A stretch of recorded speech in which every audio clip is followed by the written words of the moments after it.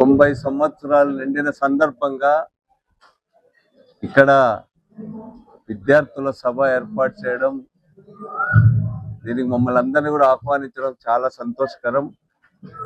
మేమందరం కూడా ఏఐఎస్ఎఫ్ నుండి నాయకులైనటువంటి వాళ్ళమే. ఏఐఎస్ఎఫ్ ఇచ్చినటువంటి స్ఫూర్తితోనే ఈ స్థాయికి ఎదిగినామని చెప్పి గర్వంగా చెబుతా ఉన్నాం. ఎందుకంటే ఈరోజు ప్రత్యేకించి దేశంలో ప్రజాస్వామ్యం అత్యంత ప్రమాదంలో పడింది. మొత్తం విద్యారంగం ఈరోజు తీవ్రమైనటువంటి సంక్షోభాన్ని ఎదుర్కొంటా ఉంది.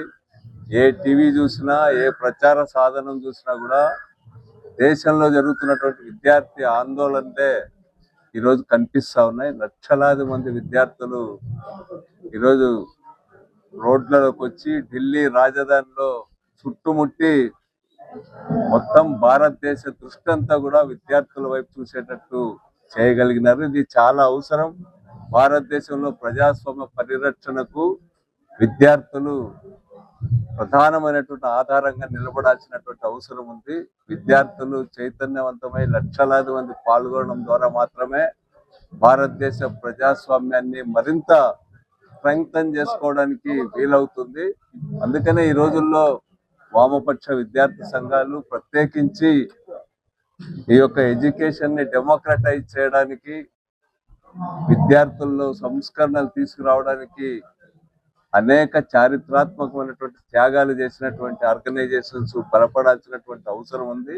దేశ ఐక్యత, సమగ్రత, ఈ సువిశాలమైనటువంటి భారతదేశం మరింత బలంగా ముందుకు పోవాలంటే ఏఐఎస్ఎఫ్ లాంటి ఆర్గనైజేషన్స్ బలపడాల్సి ఉందని చెప్పి. ధన్యవాదాలు. నేను చదువుకున్న ఆర్ట్స్ కాలేజీ ఈ ప్రాంగణంలో ఈరోజు అఖిల భారత విద్యార్థి ఫెడరేషన్ 90వ వార్షికోత్సవాలు జరుగుతుండడం చాలా ఆనందకరమైన విషయం. ఇక్కడే ఈ కాలేజీలోనే ఏఐఎస్ఎఫ్కు 1971-72 నుంచి ఒక పునాది నిర్మించి స్థాపించాం. ఆ తరం మేమందరం ఇప్పుడు మళ్ళీ 90 సంవత్సరాల వార్షికోత్సవానికి ఇక్కడికి రావడం అనేది చాలా యాక్సిడెంటల్గా జరిగిన చాలా సంతోషమైన విషయం. అయితే ఆనాడు ఉన్న పరిస్థితుల్లో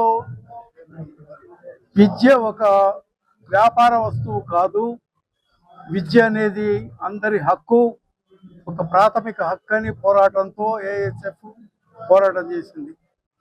అలాగే 18 సంవత్సరాల యువతీ యువకులందరికీ ఓటింగ్ రైట్ ఇవ్వాలని పోరాటం చేసింది. అలాగే దేశంలో ఉన్న అరాచక పరిస్థితులను, అవినీతిని ఎండగడుతూ ఏఐఎస్ఎఫ్ పోరాటాలు చేసింది. ఇదే క్యాంపస్లో ఆనాడు కులతత్వం ప్రజ్వలిల్లిపోతుంటే, కుల మూఠాలతో విద్యార్థులను చీల్చి విద్యార్థుల మధ్యలో తగువులు పెట్టి చేస్తుంటే వాటన్నిటికీ భిన్నంగా ఏఐఎస్ఎఫ్ నాడు ఉద్యమించింది. అవన్నిటినీ కూడా మేము సఫలీకృతమయ్యాం. 18 సంవత్సరాల ఓటింగ్ రైట్ వచ్చింది. తర్వాత విద్య కూడా చాలా విస్తృతంగా మరి దాన్ని స్ప్రెడ్ అయింది. అనేక యూనివర్సిటీలు, ఐఐటీలు, లేకపోతే ఇలాంటి ఉన్నత విద్యా సంస్థలు అనేకం ప్రారంభించారు. ఇలా అన్నీ సాధించాం. కానీ ఇప్పుడు ఈ 90వ వార్షికోత్సవాలు జరుపుకుంటున్న ఈ సందర్భంగా విద్యార్థులందరూ ఆలోచించుకోవాలి. విద్యార్థులే కాదు, తల్లిదండ్రులందరూ ఆలోచించుకోవాలి. ఇవన్నీ కూడా వెనక్కిపోతున్నాయి. మనం సాధించినవన్నీ కూడా వెనక్కిపోతున్నాయి.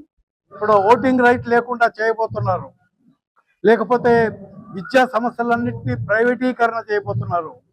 అసలు ఎలాంటి అనుభవం లేని వాళ్ళను వైస్ ఛాన్సలర్ను తీసుకొస్తున్నారు, లేకపోతే మతోన్మాద సంస్థలకు అనుకూలంగా ఉన్న వాళ్ళను కాలేజీల్లో యాజమాన్యాలు ఉన్నత పీఠాల మీద తీసుకొచ్చి కూర్చోబెడుతున్నారు. అంటే మనం శాస్త్రీయబద్ధంగా సాధించినవన్నీ, విద్య ఒక శాస్త్రీయబద్ధంగా ముందుకు పోవాలనేది పోయింది.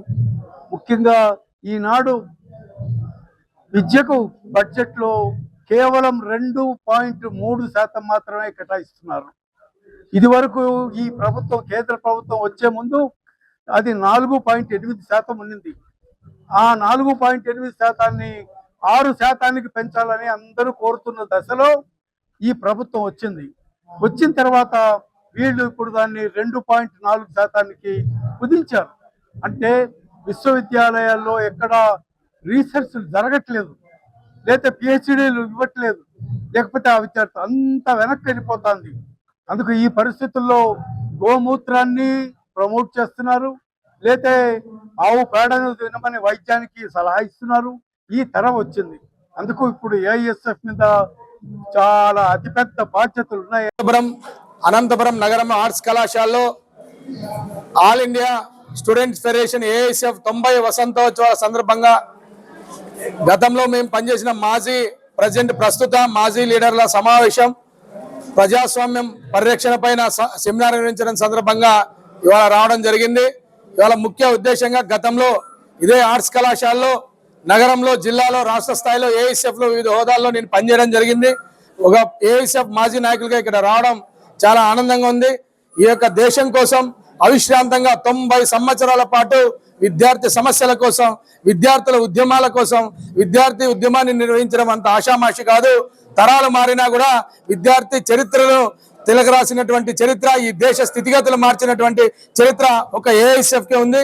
అలాంటి ఏఐఎస్ఎఫ్ లో మేమందరూ పనిచేయడం చాలా ఆనందంగా ఉందని చెప్పేసి, మాజీలుగా ఒక తల్లి లాంటి ఏఐఎస్ఎఫ్ లో ఇలాంటి కార్యక్రమంలో పాల్గొనడం మా యొక్క అదృష్టంగా భావిస్తున్నాం.